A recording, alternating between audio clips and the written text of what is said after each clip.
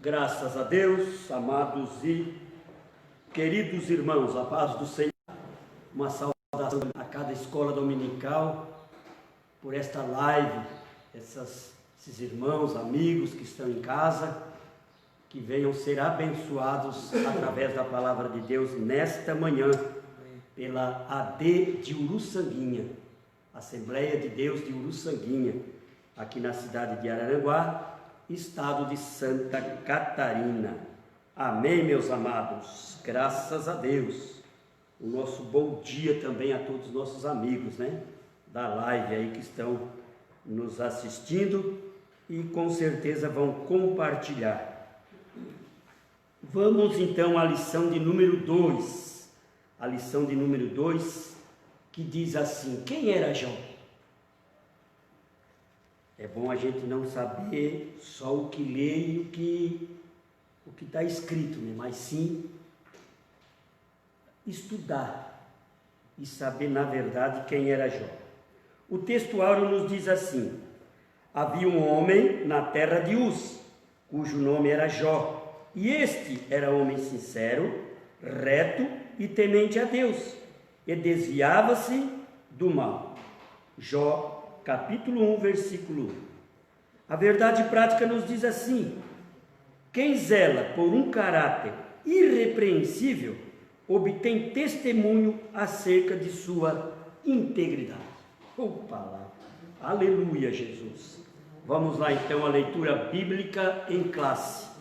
Eu vou ler todos esses versículos que estão aqui, que fala de Jó do capítulo 1 ao versículo 1 ao 5.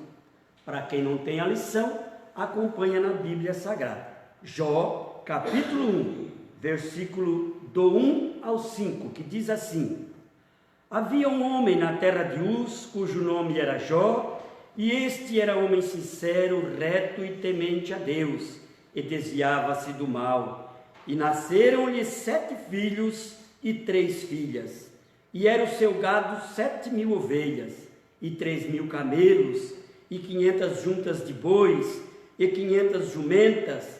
Era também muitíssima a gente ao seu serviço, de maneira que este homem era maior do que todos os do Oriente.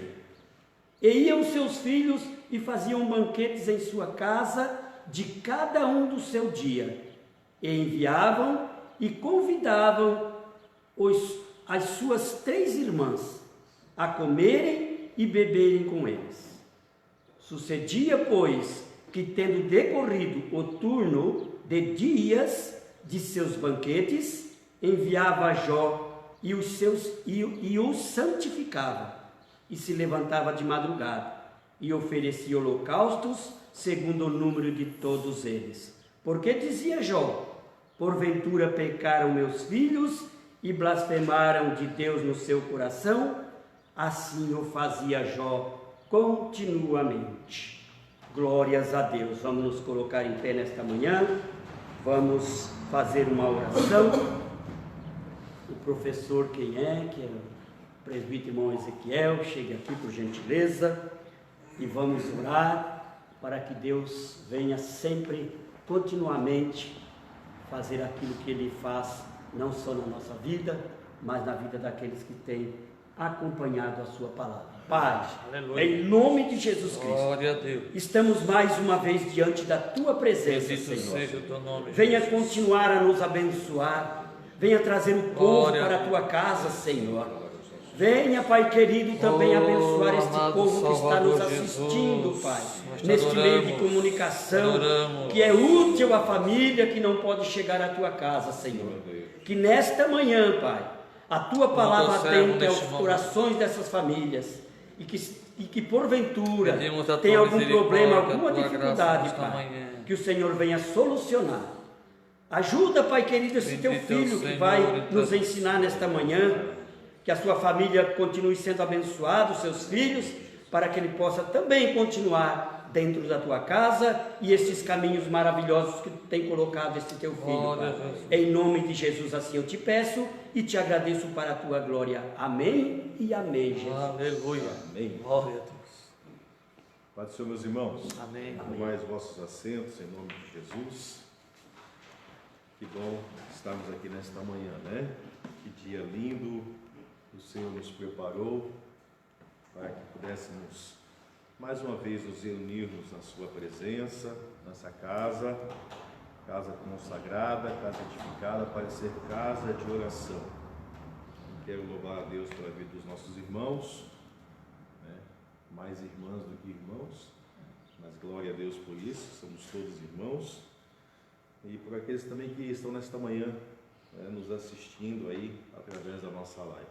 Que Deus, através da sua rica misericórdia, fale conosco através desta palavra nesta manhã, desta lição sobre este homem chamado Jó. Uma lição muito importante. O livro de Jó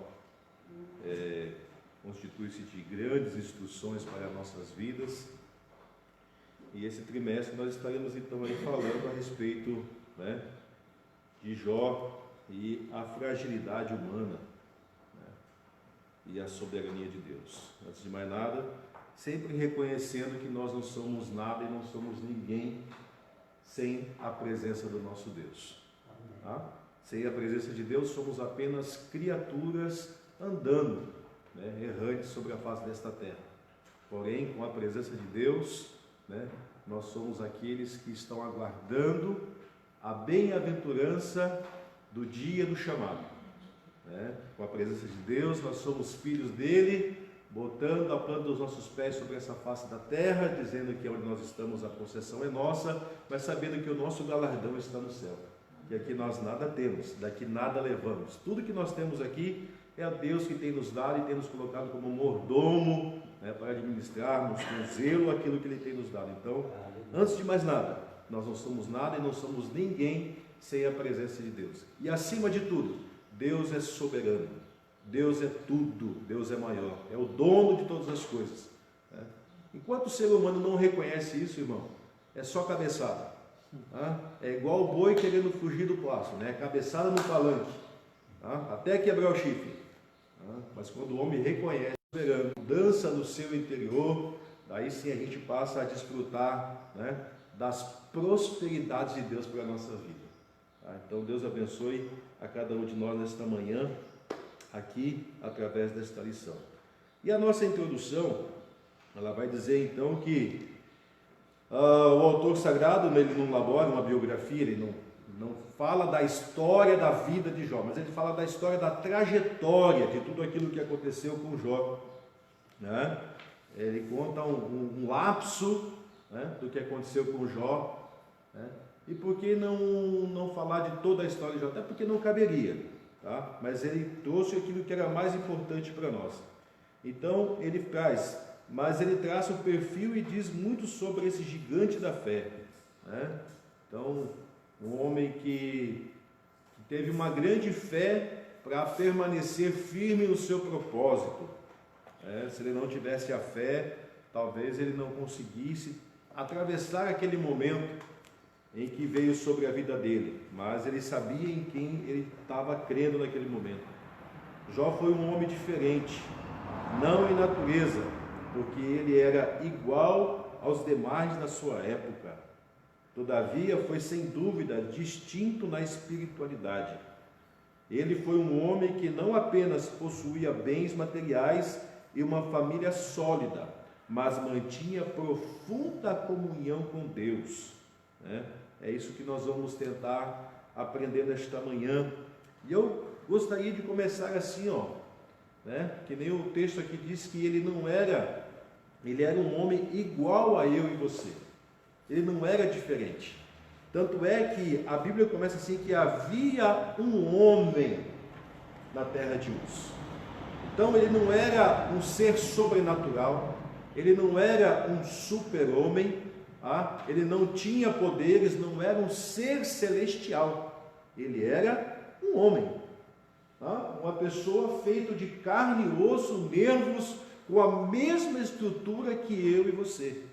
E assim como eu e você, a Bíblia vai dizer em Tiago que o próprio Elias, né, era um homem sujeito às mesmas paixões que nós. sujeito aos mesmos erros, sujeito aos mesmos pecados. E é interessante, né? Eu vinha dirigindo o carro de manhã do serviço e vinha pensando, que até então eu não tinha pensado, que quando a Bíblia olha para Deus olha para o Davi, ele não diz assim: eu vejo um ser celestial com um coração igual ao meu, né? Ele disse: eu achei um homem segundo o meu coração.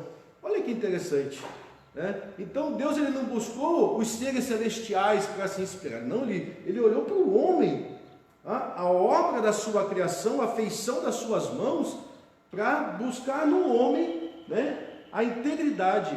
E quando Deus fez o homem revestido de moral, de caráter igual ao dele. Foi o pecado quem tirou isso de nós. É por isso que nós precisamos recorrer à cruz de Cristo todos os dias, para que nós não venhamos sermos deformados novamente, porque se nós deixarmos que o pecado nos domine, né, a gente vai cair em deformidade, vamos ficar deformados sem a presença desse Deus e sem a sua moral, sem o seu caráter. Então, ele era um homem. Então as pessoas muitas vezes vão dizer assim: mas ele era uma pessoa diferente. Não. Ele era diferente, ele se fazia diferente, sim, claro, mas na sua posição, na sua postura, na sua maneira de pensar e de agir, né, e de como ele se portava diante de Deus, o reconhecimento que ele tinha, né, na soberania de Deus. Então guardemos isso no nosso coração. Os homens da Bíblia Sagrada foram homens igual a nós. Não existe nenhum ser sobrenatural entre aqueles que Deus usou através dos tempos para fazer os milagres, para profetizar, né, para proferir palavras de bênçãos, para ir contra o pecado, né, para enfrentar os demônios. Eram tudo homens igual eu e você. E se nós quisermos, e Deus assim desejar, né, Ele também pode fazer conosco a mesma coisa que Ele fez com estes homens do passado. Quem sabe teve outros que passaram por situações, né, semelhantes, quem sabe até às vezes piores da que Jó teve. Mas vejam que Jó, ele é tomado como exemplo pelo próprio Deus. O livro de Jó vai nos dizer que Deus estava reunido com seus filhos. E de repente quem chegou? Chegou Satanás. E Deus questiona Satanás: o que estás fazendo aqui? De onde é que você está vindo? E ele disse assim: olha, eu venho de rodear a terra e passear por ela. E Deus questiona Satanás: tem visto lá o meu servo Jó? Então Deus agora ele se colocou numa posição de dizer assim: quero ver, né, se você tem de fato olhado. Mas também o Senhor tem dado tudo para ele, né? Veja só, ele tem uma família boa, né? Tem uma boa esposa, tem gado, tem riqueza, tem fazenda, tem servo, tem tudo isso. Como que ele não vai ser fiel a ti? Esse livro vai nos provar e vai mostrar para nós que não é necessário eu ter a riqueza e não é preciso que Deus me dê essa riqueza para que eu seja fiel a Ele. Sendo que o próprio livro de Mateus vai dizer que se nós formos fiel no pouco, sobre muito Ele vai nos colocar. Então não é pela sua riqueza que você tem que ser fiel, não é por aquilo que Deus tem te dado que nós devemos ser fiel a Ele. Nós devemos ser fiel a Ele porque Ele é Deus. Porque Ele é o dono, porque Ele é o proprietário de todas as coisas, né? Ele não deve nada para nós. Nós é que devemos para Ele, todos os dias. Tanto é que a nossa vida é dele, a nossa vida pertence a Ele. Então, se nós não temos nada, nem a nossa vida é nossa, irmão, nós só temos que agradecer e procurar com zelo ser fiel a Deus, em todos os aspectos. Quando se fala da riqueza, quando se coloca o dinheiro, geralmente se fala na que eu não sou fiel a Deus. A fidelidade não está implícita no contribuir financeiramente, mas está implícita sim naquilo que eu faço e de como eu ando na presença de Deus e o que é que as pessoas estão vendo em mim. Então ser testemunha né? Não é participar da guerra, mas é poder contar da guerra e saber que a guerra foi vencida também. Tá certo? Então, dentro desse contexto, né, do livro de Jó, a gente vai ver muitas coisas lindas e boas acontecendo. Peço aos irmãos que, na medida do possível, não deixe de frequentar a escola e que, se não der para vir, acompanhe a gente através da nossa live, né, compartilhe, comente, né? Nesse momento, eu estou atravessando uns momentos um pouquinho mais difíceis aí. Lá em casa nós temos uma pessoa querendo virar doutora, e se Deus quiser vai dar certo, né? Então nós estamos com um bebezinho ainda lá que está chorando e mamando, e é uma benção lá em casa, tá? Então a gente às vezes tem que ficar em casa e ajudar um pouco lá, tá? Mas orem por nós aí para que Deus nos dê vitória, e daqui a pouco a gente vai passar por isso e vai dar tudo certo, tá? Deus é fiel. Amém? E ainda que nós sejamos infiéis, Ele permanece fiel. Amém. Aleluia. Louvado seja o nome do Senhor. Então vamos lá então. Um homem de caráter irretocável, né? Então, íntegro. O caráter define o que uma pessoa é de verdade. Isso aqui é muito sério, né? Porque nos dias em que nós estamos vivendo, não é fácil você encontrar pessoas de caráter imputável, de caráter irretocável. Como eu disse, a gente é humano, a gente é falho, mas a gente tem que buscar, né? E aí, quando a gente vai falar do caráter, a gente não nasce com isso, certo? Como eu disse, o pecado ele tirou aquela imagem que nós tínhamos de Deus, né? E uma das características que nós tínhamos de Deus era justamente o caráter de Deus em nós. E por causa desse pecado, isso já não nasce mais com a gente. A gente nasce só a imagem, não a semelhança. Tá? E aí o caráter é construído no decorrer dos nossos anos de vida, principalmente na fase da infância, que é onde a gente observa, a gente escuta, a gente vê, e tudo isso ele é refletido posteriormente. Tá? Então o caráter ele tem que ser construído, ele tem que ser moldado, ele tem que ser trabalhado. Tá? É por isso que quando a gente se entrega a Cristo, né, a gente está um trapo de imundícia lá fora, um lixo, a gente não tem nada. E aí agora a gente se converte e vem para Cristo. Deus ele começa a trabalhar em nós, em nosso interior, porque Ele não vai trabalhar no exterior, porque o exterior é só uma vitrine, ela tem que refletir. Se não refletir é porque não tem nada do outro lado, ele é transparente. Tá? Então Ele começa a trabalhar no nosso interior, o Espírito Santo começa a agir em nós, e as coisas vão mudando de tal forma que quem era bravo já não é mais bravo, quem mentia já passa a não mentir mais, né? Quem praticava o erro já está querendo não praticar mais. São fases, né, da nossa vida com Cristo que passa a ser mudada através do nosso encontro com aquele que vai personificar em nós o caráter dele, que veja só que nós vamos passar agora a refletir a imagem de quem? A imagem de Cristo, né? A pessoa de Cristo.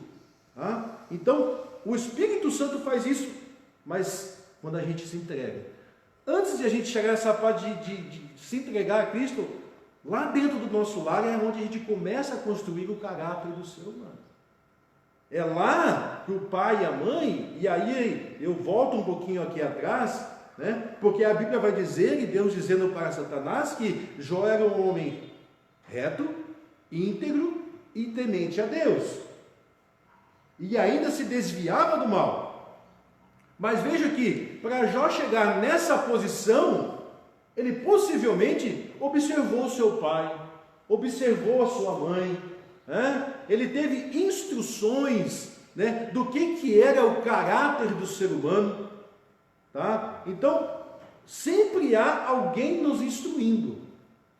E se no meio do caminho, no percurso, a gente se desviar, irmão, é porque você viu que do outro lado também dava para ser mau caráter, não precisava só ter o bom caráter, né? Então, vamos lá assim, O que é caráter? Então, o caráter, tá, é a revisão ou a reunião de qualidade que norteiam a conduta do indivíduo, certo? Ou seja, caráter é a apresentação perante a sociedade e resposta ao mundo externo.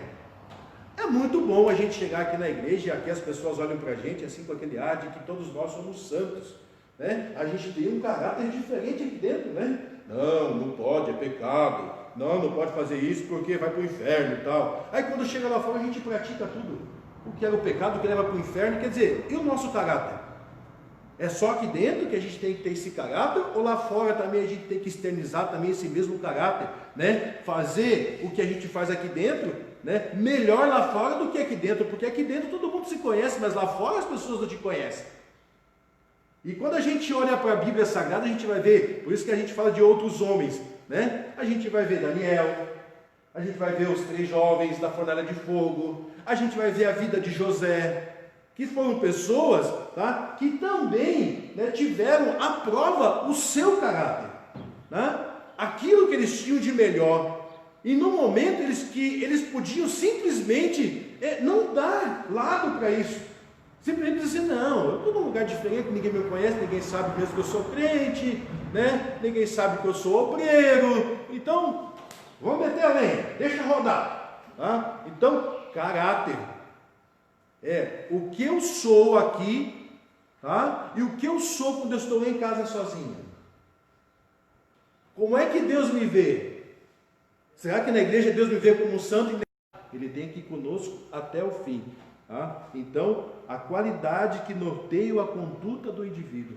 As pessoas precisam olhar para nós, né, e ver que ali vai uma pessoa reta, ali vai uma pessoa justa, né? É difícil? Quem disse que seria fácil? Se fosse fácil, a gente não estaria nem falando. E daí a gente já nasce com isso e pronto, Camilo. Mas não é. É difícil, né? E a gente só vai conseguir isso, né, aos pés de Cristo. Aos pés do nosso Mestre amado. Que é quem tem o poder de trabalhar isso dentro das nossas vidas. Tá? Então, como eu disse, o caráter hoje, principalmente hoje, dentro dos nossos lares, ele precisa ser imposto.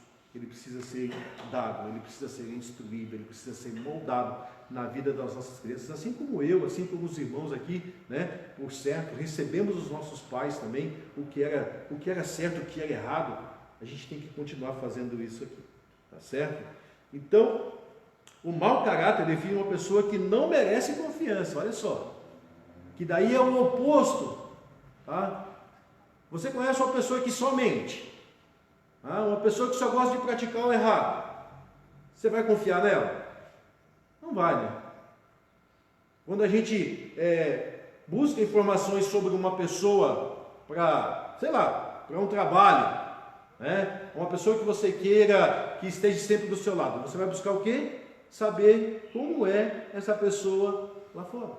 Como é essa pessoa entre os seus amigos? Né?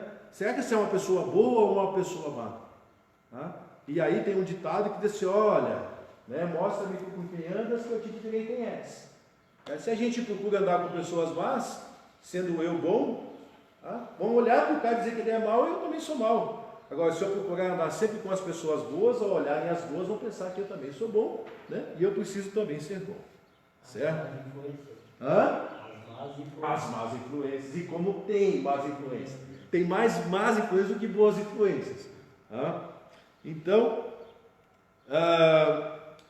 não merece. Então, são pessoas que não têm confiança, que é desonesta e que, portanto, não possui valores nobres. Tá? Jó não era um homem sem pecado. Tá? Uma outra característica aqui bem interessante. Tá? Ele não era sem pecado. Até porque, como a gente já falou aqui, né, o pecado entrou no mundo, e depois que o pecado entrou no mundo, todos que nasceram em pecado. Então, santo só Cristo, né? Então, ele também era um homem pecador. Mas há uma diferença, irmão Elan, entre eu ser um pecador e eu ser um praticante do pecado, né? Porque nós todos somos, mesmo aqui dentro, todos nós somos pecadores, tá? E Tiago vai dizer isso. né?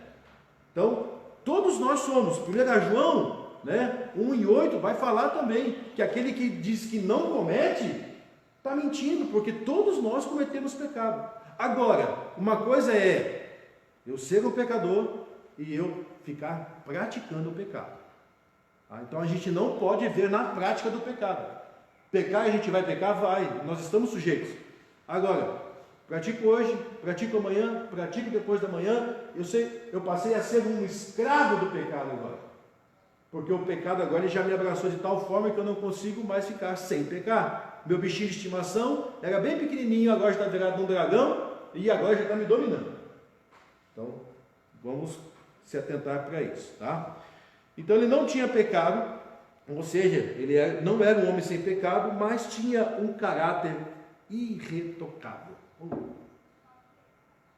Irretocável, irmãos. Quantos hoje, irmão Eloy, né, pode dizer que tem um caráter irretocável? Irretocável, irmão, é algo que não precisa de retoques. Você vai olhar para a pessoa e a pessoa ela é 100%. Ela é irrepreensível. Né? Irrepreensível é algo que não precisa ser reprimido. Ou seja, você vai olhar para a pessoa e vai dizer assim, essa pessoa é 100%. Em tudo. Tá? Nós não temos. Nós estamos tentando nos aprimorar. Né? Mas como nós estamos buscando nos aprimorar, sempre tem o retoque de Cristo nas nossas vidas. Sempre Deus está tirando alguma coisa de nós, Ele está nos lapidando. Né? O verdadeiro diamante, para ele chegar até aquela beleza dele de ser um diamante 100%, ele passa por muitas lapidações. Tá? E a pessoa que ele é entendido do assunto, qualquer risquinho é o suficiente para ele condenar um diamante inteiro, por mais valioso que seja. É por isso que nós temos um valor inigualável. O nosso valor é um valor de sangue. Tá? Não há nada que se compare ao preço pago por uma vida igual a que nós fomos pagos por Cristo na cruz. Tá? Então o sacrifício de Cristo ele é irreparável. Não tem como fazer nada com isso. É aquilo dali e pronto. Tá? Então, essa característica de ser irretocável, a Bíblia só fala de Jó, não fala de outro homem. Não fala de outro homem normal, outro homem natural. Tá? E quanto mais nós, meros seres humanos, né, no mundo em que nós estamos vivendo, alcançarmos esse 100%, não vamos conseguir. Tá? Nós só vamos alcançar a estatura de varão perfeito naquele dia, irmão, em que nós precisaremos entrar diante da presença do Senhor. Senão, nós vamos continuar aqui. Amém? Então, nesse sentido, os primeiros versículos do livro possuem vários adjetivos que descrevem o seu caráter. No primeiro, o autor apresenta como um homem íntegro. A palavra íntegro, que traduz do hebraico, né? Possui o sentido de inocente, sem culpa. Quando que a gente considera uma pessoa inocente nos dias em que nós vamos vivendo? Sem culpa. Quando é bebê, quando é criancinha. Passou dessa fase, entrou para a fase de adolescência, começou a pensar, a raciocinar aqui, olha, acabou a inocência, acabou a culpa. Porque agora o ser humano já é um ser pensante. E por ser pensante, ele vai praticar muitas coisas erradas. A inocência dele, veja que Jó já era um homem formado. Segundo a história, ele já tinha praticamente 70 anos de idade quando aconteceu esse fato com ele. Então ele já era um homem formado, já tinha família, já tinha constituído tudo. E mesmo assim, estavam chamando ele de inocente, sem culpa. Essa culpa aqui é porque ele não praticava as coisas que viessem tirar essa parte da integridade dele. Era um homem inocente, sem malícia. A gente é muito malicioso. Tem coisas que vêm na mente da gente que a gente nem imagina que vem, mas a malícia, ela brota. Basta uma conversinha, 3, 4 conversinhas mal faladas, e as coisas a gente já pensa coisas horríveis. Então, E ele não, ele era um homem íntegro, inocente, sem culpa, né? Assim podemos afirmar que Jó era sincero nas intenções, nas afeições, olha só, irmãos, e diligente nos esforços para cumprir os seus deveres para com Deus e os homens, né? Um homem sincero nas suas intenções, a intenção de ajudar sem querer ter de volta, a intenção de contribuir sem pensar ter o retorno, nas afeições, né? Amar sem querer ser amado, ser amigo não só para ter a amizade de alguém, fazer favores pensando naquilo que pode angariar depois, que a gente tem muito disso, né? Vou ajudar o irmão Adão e tal, né? Porque daqui um dia o irmão Adão vai subir numa posição e aí ele vai olhar para mim, eu vou olhar para ele, e aí, mano, ó, te ajudei e tal. A gente vive isso, a gente está vivendo essas fases, né? Tanto lá fora quanto aqui dentro, certo? Dá com a mão direita e fica com a mão esquerda em alerta. E a Bíblia diz: quando tu deres com a tua mão direita, que a esquerda não veja, e se tu deres com a tua esquerda, que a tua direita também não veja. Mas não, né? Estou com a mão direita, mas já estou aqui, irmão Eloy, a minha parte. É muito sério, irmãos. Quando a gente começa a se aprofundar, a gente vê que a gente não tem essa condição. A gente está muito longe de alcançar isso daqui. E graças a Deus que nós estamos longe e buscando estar perto, né? Porque quando a gente é instruído, a gente começa a olhar para as nossas fragilidades, que é o tema da nossa revista, né? E dizer que nós não somos nada. Nós somos pó e cinza na face desta terra. Aleluia. Ele é então diligente nos esforços para cumprir os seus deveres, primeiro para com Deus. Primeiro Deus. Se tu não conseguires cumprir primeiro com Deus, tu não vai conseguir cumprir com os homens. Porque Deus você não vê, você sente. E se eu não cumpro com aquilo que eu digo assim existe, como é que eu vou fazer com o homem que está na minha frente? E se eu procuro fazer bem feito para o homem, eu tenho que fazer esplendidamente melhor para Deus. Eu não posso fazer melhor para o homem, eu tenho que fazer primeiro para Deus. E ele buscava isso. Primeiro Deus e depois os homens. Porque se eu fizer para Deus, Deus me dá condições de fazer para os homens também na terra. Amém? Reto. Ele também era um homem reto. O que era um homem reto, irmãos? O que é um homem reto, irmão? Um homem reto é um homem sem curva. Ou seja, é nesse caminho? É nesse caminho. Nem para a direita e nem para a esquerda. É nesse caminho. A minha palavra, ela não pode ser uma meia palavra. Ela tem que ser uma palavra. E quando eu disser essa palavra, eu tenho que ter peito e coragem suficiente para sustentar esta palavra. Eu não posso ficar me titubeando e dizer que eu fiz meia, eu disse meia, uma meia verdade, uma meia mentira. Não existe. Ou é verdade ou é mentira. Então, se mais ou menos nós nos convertermos, mais ou menos nós entraremos no céu? Não. Se nós nos convertermos, nós entraremos. Se nós não nos convertermos, nós não entraremos. E ponto final. Então a gente tem que cuidar muito com essa questão do reto. A gente tem que ser reto. Sabe, os mais antigos tinham de dizer que o fio de bigode, né, garantia as coisas. Não, pode confiar no meu bigode. Se não der, eu arranco. Certo? Então, foi-se o tempo, irmão Vani, que o bigode falava. Hoje o bigode já não fala mais.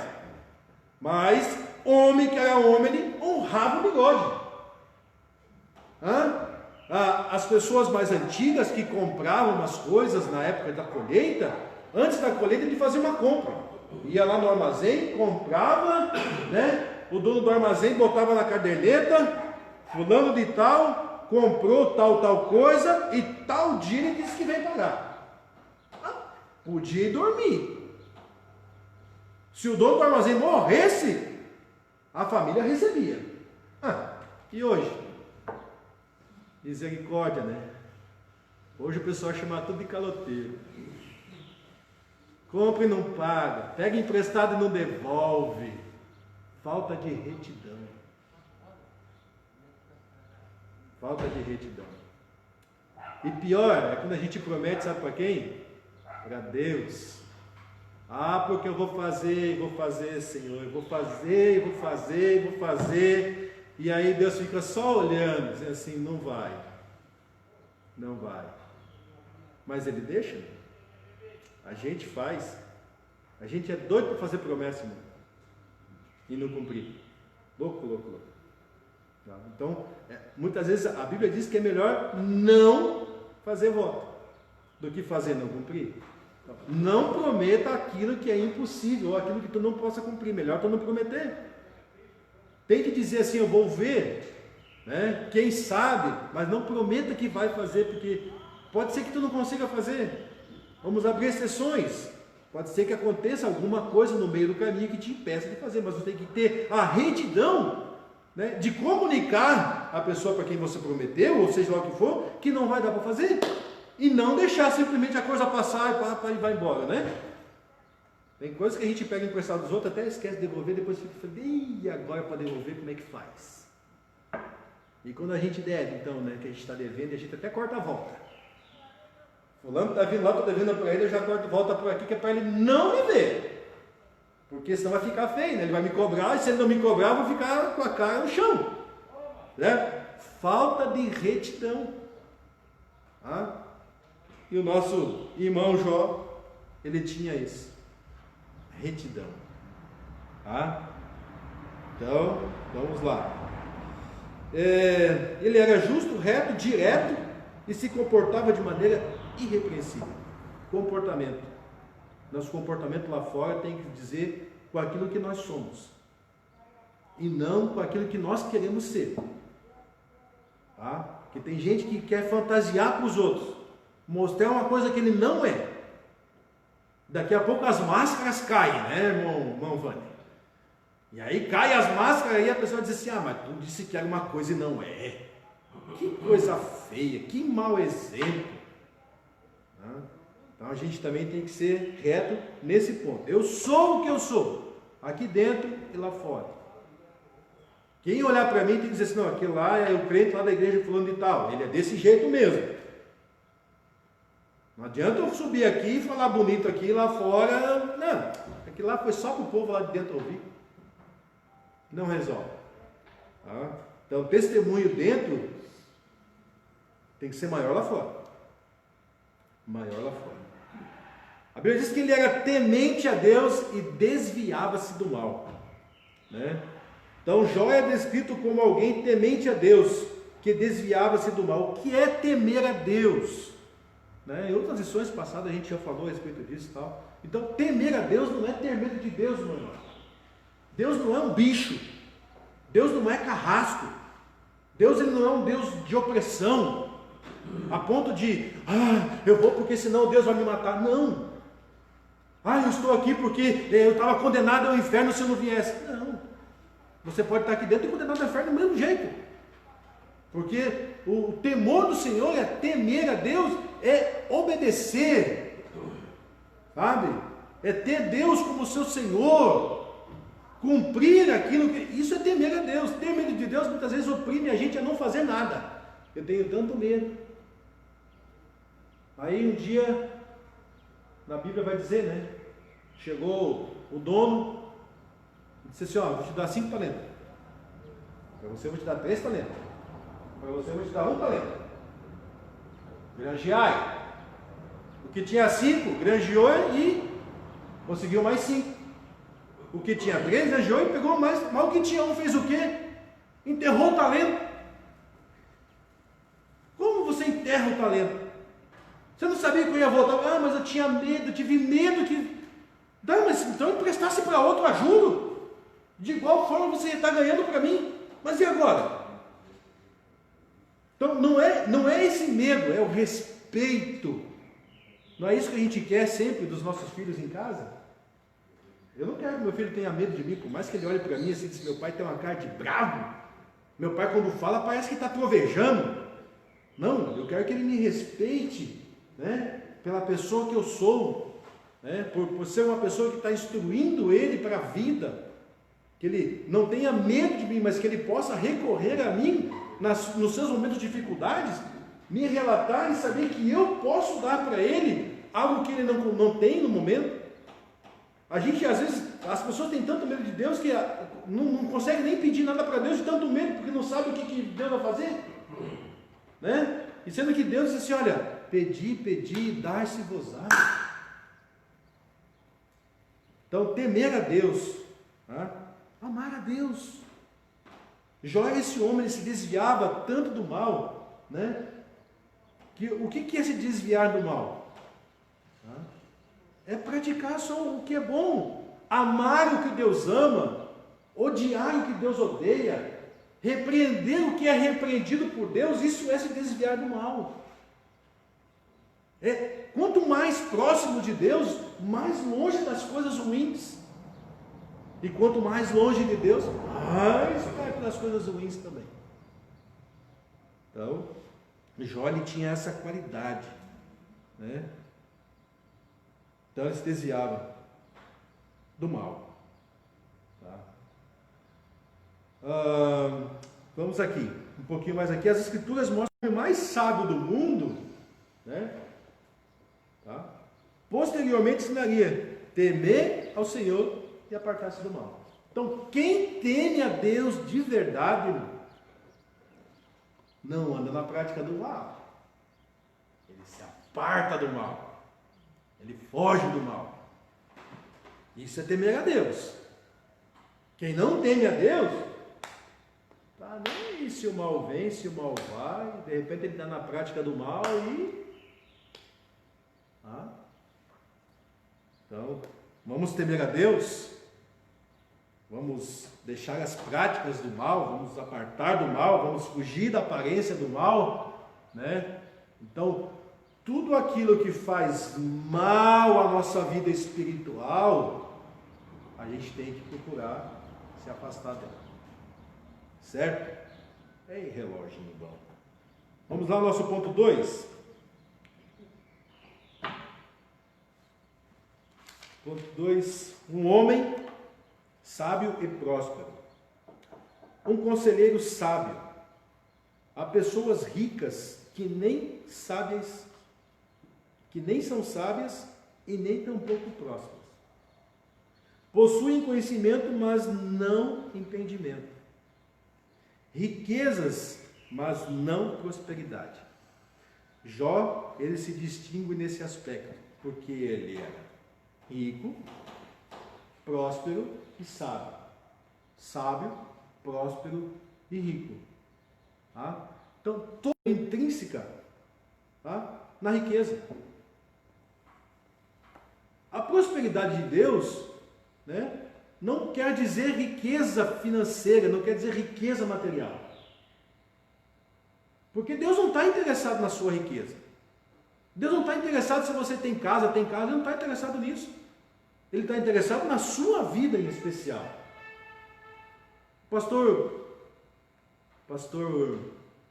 Edson, ele até comentou na introdução, né, que para ficar rico basta levantar cedo e trabalhar, administrar o que se ganha, você vai conseguir ficar rico.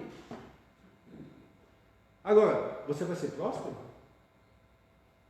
Porque quem é que hoje trabalhando, ganhando R$ 1.045 por mês, consegue ficar rico? Você vai ter que se matar de trabalhar. E a sua sabedoria? Ficou aonde? Você não vai ter tempo. Você não vai conseguir. Sem contar que outras consequências virão. é nesse aspecto que Jó ele faz uma grande diferença. A gente vai ver mais para frente que vai fazer uma grande diferença na vida dele e da sua família, essa questão de ter a riqueza, de ser próspero, né? A bênção do Senhor é que nos prospera e não nos faz mal. Está em Provérbios isso, que é a bênção do Senhor que nos enriquece.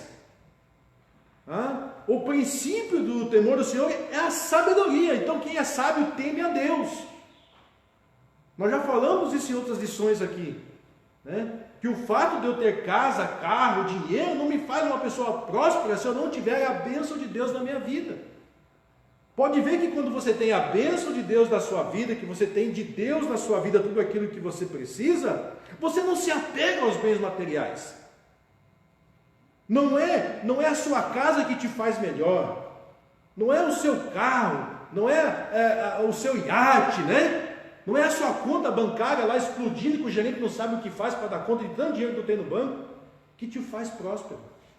Mas o que te faz próspero é saber que quando você entra dentro da sua casa não te falta a graça de Deus, não te falta o alimento sobre a mesa, não te faltam as vestes.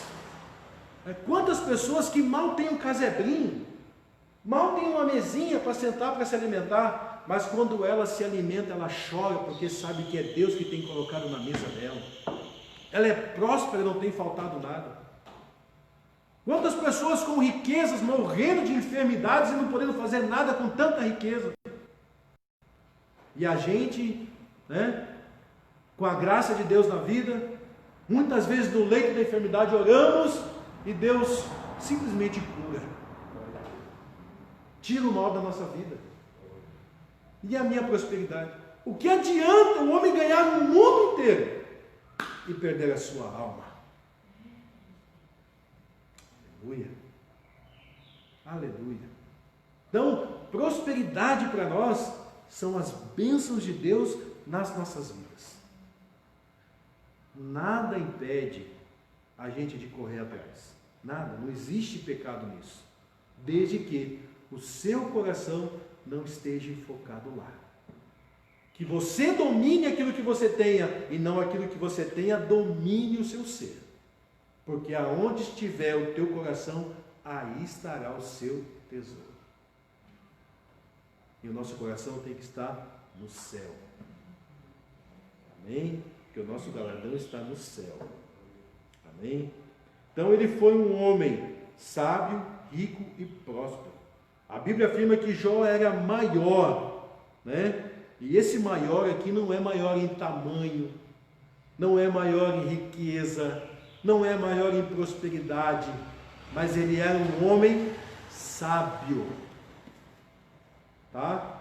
Do Oriente, as pessoas vinham buscar conselhos deste homem chamado Jó.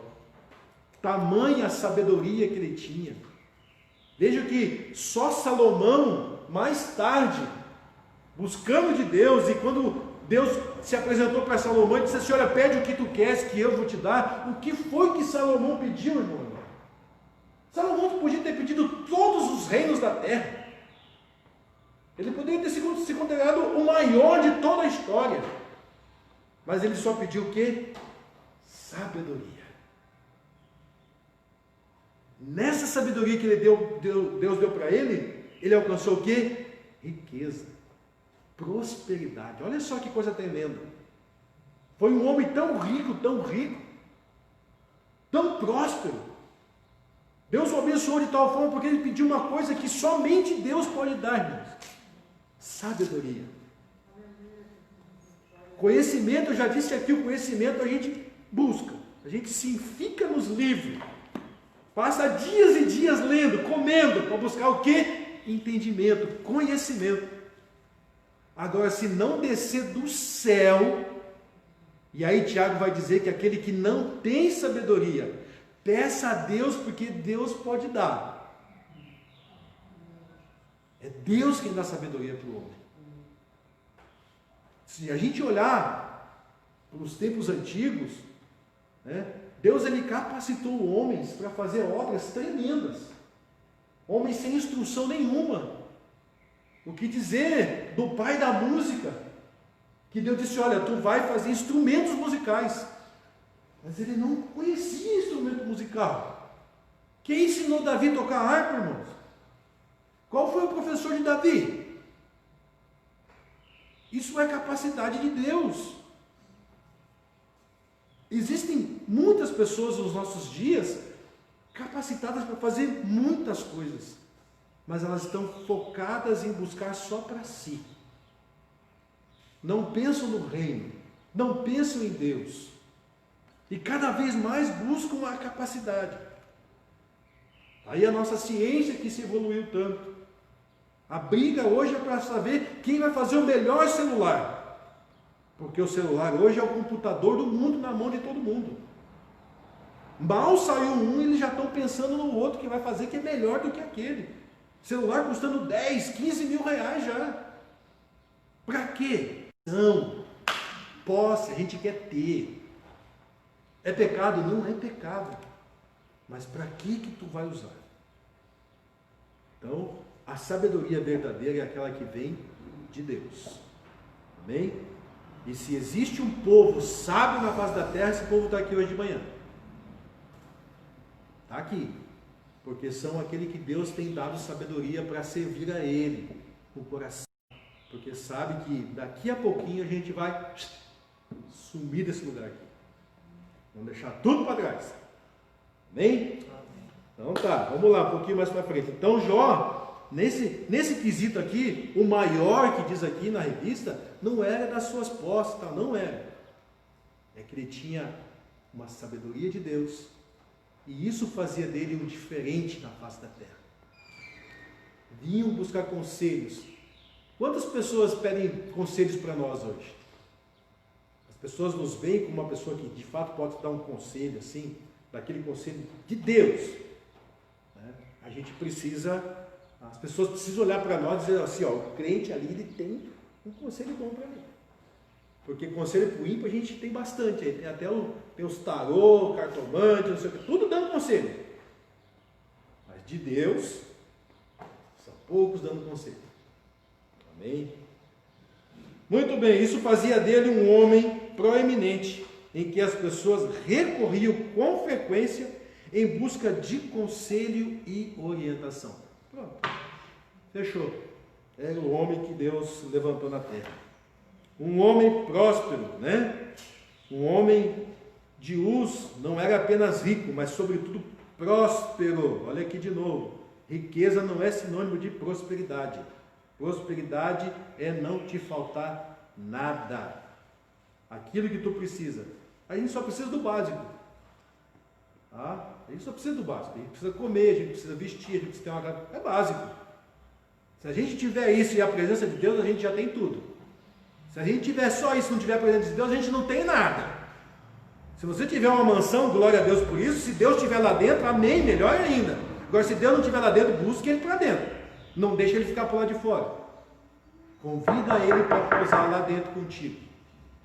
E aí tu vai ver o que é a verdadeira prosperidade. Tá?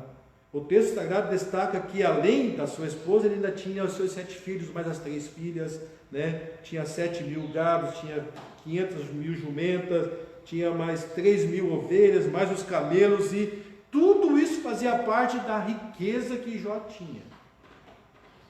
Mas o que é isso tudo sem Deus? É trabalho. Cuidar de tudo isso é trabalho. Agora, quando você tem Deus na vida, não. Chega a ser prazeroso saber que Deus está contigo ali naquilo tudo ali, que tudo aquilo ali é dele. Aleluia. Glória a Deus, né? É por isso que eu louvo a Deus. Eu digo assim, Deus, eu não tenho muito, mas o que eu tenho é teu. Se o Senhor deixar, eu quero ter mais um pouco. Mas se o Senhor não deixar, amém por isso também. Falei para minha mulher assim um dia, né? A gente só precisa agora ter tempo para viajar. Né? Gastar um pouco daquilo que Deus tem dado para nós. E ele, graças a Deus, ele já tem dado. Tá? Então, o pouco que a gente tem que saber aproveitar. Tá? Não adianta ficar guardando no banco também, porque daqui a pouco tu morre, vem um governo e leva e já acabou tudo, já era. Então, usufruam, aproveitem a vida da melhor maneira possível na presença de Deus. Não deixe de desfrutar da vida que Deus tem dado. Porque Ele não deixou a gente aqui também só para ficar olhando, né? A gente precisa também aproveitar, e não existe pecado nisso, desde que seja com prudência. Amém? um homem, né, uma prosperidade baseada no ser, e não no ter. Tá? Então a prosperidade ele baseava no ser. O que ele era? Temente, sincero, íntegro, desviava-se do mal. E tudo isso tornava esse homem próspero. Né? Então não é a sociedade, ela valia diferente. Tu é próspero porque tu tem. Se tu não tem, tu não é próspero. Né? Então se tu tem casa, tu é próspero. Se tu não tem casa, tu é miserável. Tu é um pobre. Tu não anda a pé, é miserável. Ah, tá com carrão, próspero. Não é isso. Tá? Os valores da nossa sociedade são valores invertidos. Totalmente invertidos. Porque eles não avaliam o meu ser, a minha felicidade. Como eu não tenho casa e sou uma pessoa feliz? Como é que eu ando de ônibus e sou uma pessoa feliz? Como é que o meu emprego não me dá um salário, né, digno e eu continuo sendo feliz? Tá? Existe até um estudo, tá, mundial feito sobre a felicidade do ser humano. O que é que torna uma pessoa feliz? Só que eu acho que essa pesquisa não chegou dentro da igreja, mano. Tá? Então, um tempo atrás eu até fui num encontro desse aí, onde o Brasil se encontrava entre o 6º país onde as pessoas eram as pessoas mais felizes do mundo. Mas porque possuiu riquezas? Só por isso? Mas o que me faz feliz? O que de fato me deixa alegre? O que me deixa contente? Né? A alegria do Senhor é a minha força. A minha felicidade é saber que o meu Jesus foi no céu preparar um lugarzinho para mim e vou morar lá.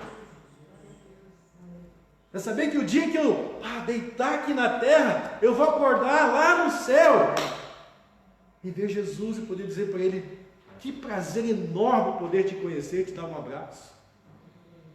É saber que tem uma mesa farta, um banquete para mim lá, e que um dia eu posso me assentar do lado do mestre e ser servido por ele.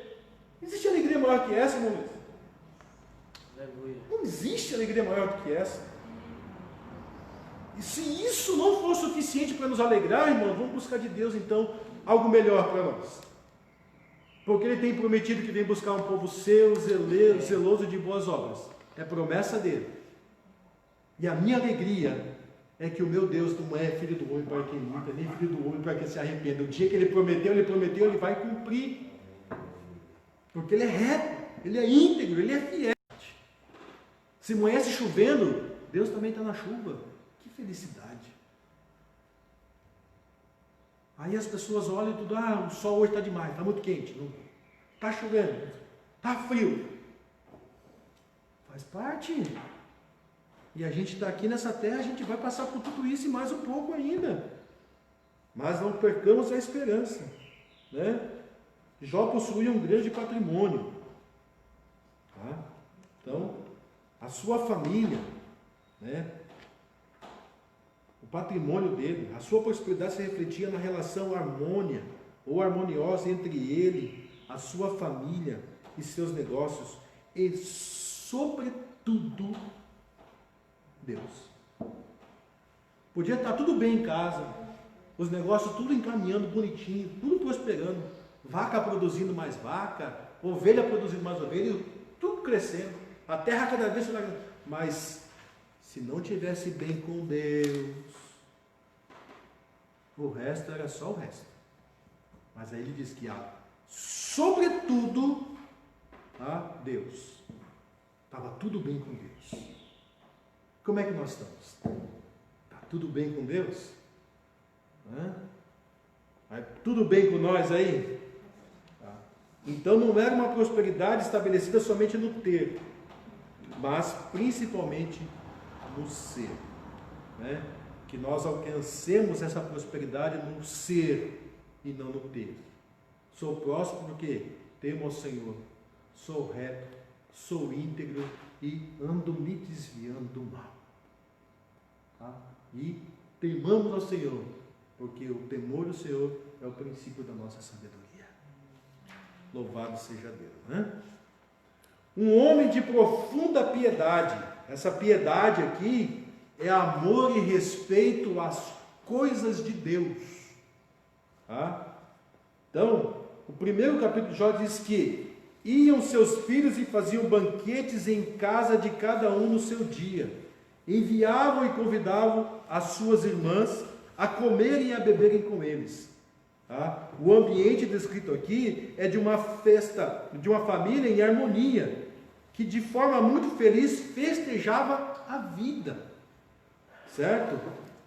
E de forma alguma o texto sugere a dissolução, a bebedice, né? Ou a licenciosidade nessas comemorações. Eram confraternizações feitas num ambiente muito familiar. Eu até escutei uma pessoa dizendo assim, né, que o Salmo de número 133, ó quão bom e quão suave é que os irmãos vivem em união, tá? Não quer dizer os irmãos aqui dentro, mas os irmãos lá dentro de casa. Ó quão bom e quão suave é que os irmãos dentro de casa vivam em união. Tá? Não os irmãos aqui, porque aqui é a igreja. Aqui nós somos irmãos em Cristo. Mas aquele irmão de sangue, se você não tiver harmonia com ele, se você não tiver paz com ele, se você não tiver alegria com ele, como é que você vai ter com os outros? É o de sangue. E lá em casa, de vez em quando, a coisa pega, né? Mas não pode faltar harmonia. A gente pode até brigar, mas a harmonia tem que ter. A gente tem que viver na união. Tá? Porque a unção de Deus, ela vai descer aonde? Sobre a casa. Sobre o sacerdote lá na casa. E descendo na casa, irmãos, a coisa anda. Tá? Então, esse aqui, eles tinham essa harmonia, né, como irmãos. Tanto é que eles conseguiam fazer essas festas. Ô, fulano e tal, né? Semana que vem é na sua casa. E ó, vai eu e vai mais os outros 9 aqui. Os outros 8. Nós vamos em 9 para a tua casa. Prepara o banquete. E chegavam lá e comiam, bebiam. E não havia dissolução, não havia discussão, não havia discórdia. Era uma harmonia tremenda. Veja que os irmãos eram 7. Eles levavam as irmãs junto. Não era uma coisa machista. Não, só vai os homens. É o clube do Luluzinho. Ou as mulheres faziam, não, aqui é o clube da Luluzinha. Não, era harmonia, era comunhão. É por isso que Deus se agradava. Né? E mesmo assim, né, Jó ainda fazia o que, irmãos? Levantava-se de manhã ou de madrugada, né, e ia sacrificar a Deus pelos seus filhos. Quem sabe em pensamento eles fizeram alguma coisa que desagradasse a Deus.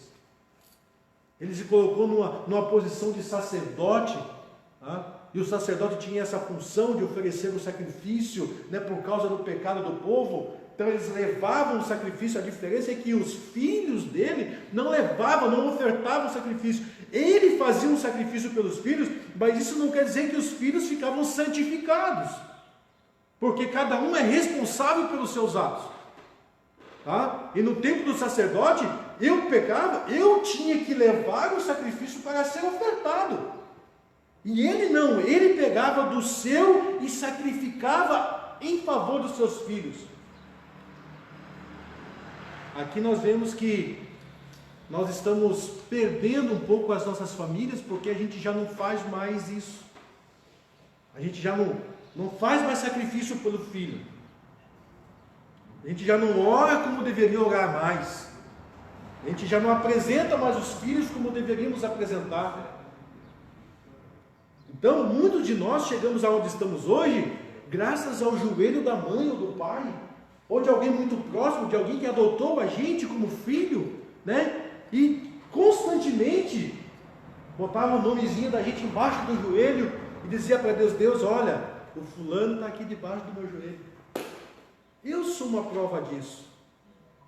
Quantos sacrifícios minha mãe não fez por mim? De me carregar na oração. Era isso que Jó estava fazendo aqui. Botando diante de Deus, colocando de Deus seus filhos, né? Mesmo que eles não tivessem cometido. Mas ele estava ali, colocando debaixo do seu joelho, do seu sacrifício. Ele se santificava. E aí colocava os filhos também na mesma posição. Como eu disse, cada um é responsável pelos seus atos. essa atitude de Jó, tá, não salvaria os seus filhos. Tá? Porque a salvação ela é individual. Tá? O sacrifício do passado era só para o perdão do pecado. Mas as pessoas não continuavam pecando? É por isso que Jesus veio fazer um sacrifício único, tá? Que concedesse agora a salvação, não só o perdão. Porque seria muito fácil somente perdoar hoje, amanhã perdoar de novo, perdoar. Jesus ele não está oferecendo somente o perdão, ele oferece o perdão e a salvação. Então Jó ele fazia isso, né? A Bíblia diz que ele, de forma alguma o texto sugere uma dissolução bebediça, ou seja, as festas de hoje em dia, quando se fala em festa, né? E crente não faz festa porque a gente não bebe, se não tiver bebida não tem festa. Olha a diferença. Você vai num casamento, se não tiver uma cerveja, não tiver uma cachaça, não é festa, não é casamento. Aonde que diz que precisa ter isso? Precisa ter pessoas, e pessoas que queiram se alegrar. Então, nessas bebedices das festas de hoje em dia, acontecem as tragédias, as mortes entre as famílias. Quantas famílias não são dilaceradas no final de semana? Porque o fulano pegou o patrão, fez aquele escarcel todo porque estava com a cachaça na cabeça. Então, aqui esse texto nos fala aqui que não era esse tipo de festa que acontecia naquele tempo, mas eles comiam, bebiam, se alegravam, né? Então não havia nada que pudesse dizer assim, olha, eles cometeram ou não cometeram, mas mesmo assim, por não saber o que se passou naquele lugar, é que Jó se colocava nessa posição. Um homem de moral e piedade, ou seja, essa moral fala um homem de valores, um homem de regras, né? Então ele tinha uma conduta, tá? Então ele foi um homem que possuía uma forte moralidade e sólida espiritualidade, era um homem maduro, muito maduro. Era um homem com entendimento assim fora do comum. Ele chegou numa maturidade, né, que as pessoas não tinham o que falar dele, porque ele agora já estava aconselhando. E essa maturidade espiritual dele fez com que quando veio essa aprovação sobre a vida dele, né, ele permanecesse ali, firme, tá? Não é como uns e outros que bastou o primeiro vento, quebrou o galho da árvore e já era. Não. Porque hoje é muito fácil a gente sair do trilho. Basta a maré levantar um pouquinho. Tá? Então, os mais maduros espiritualmente falando, né, quando chega a prova, eles sabem que é prova. Quando chega a luta, ele sabe o que é luta. E veja só que o que veio sobre ele foi algo da permissão de Deus. Ele não colheu o que ele plantou. Lembra que nós já falamos aqui que a gente tem o direito de escolha do caminho, mas a gente não pode escolher o que vem, as consequências sobre a nossa vida. As consequências que vieram sobre ele, não foi ele quem provocou. A luta dele foi algo deixado por Deus, né, através do nosso adversário, colocou sobre, mas sabendo Deus que ele estava numa posição madura. Ele saberia muito bem como atravessar aquela situação.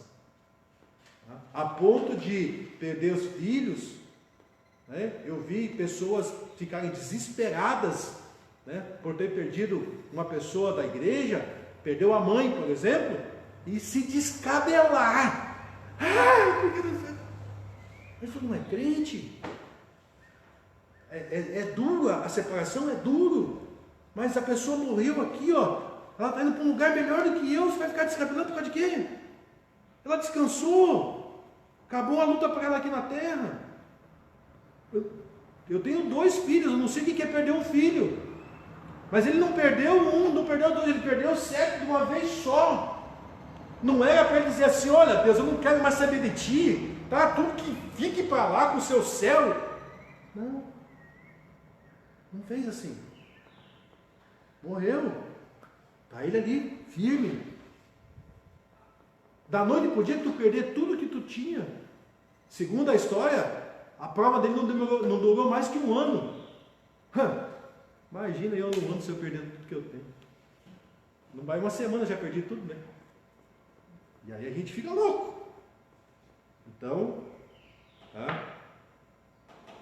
Ele tinha essa maturidade espiritual, além do caráter irretocável, né? O texto deixa claro que ele tinha uma vida piedosa. Tá? Só para nós encerrarmos aqui, ele tinha uma vida consagrada, vida de oração. Quem tem vida consagrada, eu me peguei nessa, né? Aí eu tirei a camisa e deixei o chicote descer. Pá, porque a gente ora pouco, né? Mas é que a gente ora muito, porque a gente não ora mesmo. A gente ora pouco. Porque o que é orar bastante? O que é orar pouco? Qual é o tempo que a gente tira na presença de Deus? Porque Jesus disse que nós devemos orar sem cessar. Então a gente vive em constante oração, certo? Mas e qual é aquele tempo que a gente tira assim? Não, hoje vai ser só para ficar na presença mesmo. Sabe, aquele domingo assim, que você sabe que tem aquele churrasco, aquele costelão descendo, diz assim, não, hoje eu não vou. Hoje eu vou ficar em casa, vou ficar consagrando a minha vida a Deus e orando na presença dele aqui. A gente não tem feito mais isso. A gente até ora, mas não ora como deveria. Consagra de vez em quando. Se falar em jejum, então, só se for para fazer regime. Estou precisando colocar um vestido que não me cabe, meu terno já está apertado, a gravata já não fecha mais no pescoço. E vamos para o jejum, né, Jesus? É verdade, né? Tá mesmo, Jesus, que eu apanho junto, mas eu falo. Não tem problema. Então a gente precisa buscar essa vida de consagração diante de Deus. Vida de oração. Mais oração. Pouca oração, pouco poder. Bastante oração, bastante poder. É assim que diziam? Se a gente não ora o suficiente, o poder também não vem suficientemente para aquilo que a gente quer fazer. Então a gente precisa ter a nossa vida consagrada diante de Deus. Que possamos não só cantar o hino 432, mas possamos viver o hino 432. Minha vida seja consagrada a Ti, Senhor. Aleluia. Louvado seja Deus. Irmãos, não vou falar mais nada. Né? Enganam-se os que julgam ser a santidade o produto de uma vida solitária. Santidade é serviço. Porque é diferente o ser santo. Tá? Ser santo é estar separado. Agora a santidade, né, ela é paulatina. E a gente só consegue a santidade vivendo no meio do pecado, entre os pecadores, não em pecado. Mas entre os pecadores a gente consegue alcançar a santidade. Porque é lá na prova que a gente é aprovado. Então tem gente que se esconde, tá? Não, quero ser santo. E aí vai para o mausoléu e fica lá. Que santidade tu vai alcançar se tu não se coloca no meio? Então, o santo ele é separado. Mas ele é separado da prática do pecado e do mundo de imoralidade. Mas ele continua vivendo entre os humanos. E é ali que de fato a nossa santidade ela tem que se apresentar. As pessoas precisam ver nós santos lá no meio delas. Ah, toma um golinho aí, não vai fazer não. Não preciso disso. Ah, vamos dançar um pouquinho. Não, eu não preciso disso. Ah, mas tu não bebe? Não, não bebo. E não é a minha religião que me proíbe. Mas é o meu ser diante de Deus que disse, eu não preciso. Eu não preciso. Não preciso beber para ficar alegre, eu sou alegre sem bebida. Se eu beber, então, daí eu extrapolo. Então, santidade é serviço, é dedicação integral ao Senhor, é desviar-se do mal e ter a presença do Cordeiro de Deus, é ter a presença do Cordeiro de Deus. Muito bem, vamos concluir então nesta manhã, meus irmãos. Conclusão destacamos 3 aspectos importantes acerca da vida de Jó: caráter, prosperidade e piedade. Só compreenderemos devidamente a vida desse gigante da fé do Antigo Testamento a partir dessa matriz. É possível que alguém seja rico, mas não possua caráter algum. Não dá nem para comentar aqui, tá? Da mesma forma, é possível que alguém possua valores morais sem contudo esboçar piedade alguma. Aqui já dá outro estudo. Todavia, ninguém terá um caráter irretocável. Lembra que eu falei? Só Jó tinha isso. Tá? Não apenas fragmentos éticos, morais, prosperidade, não apenas posses, piedade, não apenas religiosidade, se não conhecer a Deus na intimidade. Jó era assim, íntegro, reto, temente a Deus e desviava-se do mal. Amém? Meus irmãos, Deus os abençoe. Vamos colocar em pé. A você que nos acompanhou nesta manhã, Deus te abençoe. Fique conosco, logo mais à noite nós temos um culto, tá? Na direção hoje do Departamento de Missões. Você é nosso convidado para estar assistindo conosco esse culto nesta noite, e que as bênçãos de Deus estejam sobre a sua vida, e que este domingo seja um domingo repleto de alegrias e felicitações do seu coração. Deus te abençoe, a você e a sua família, em nome de Jesus.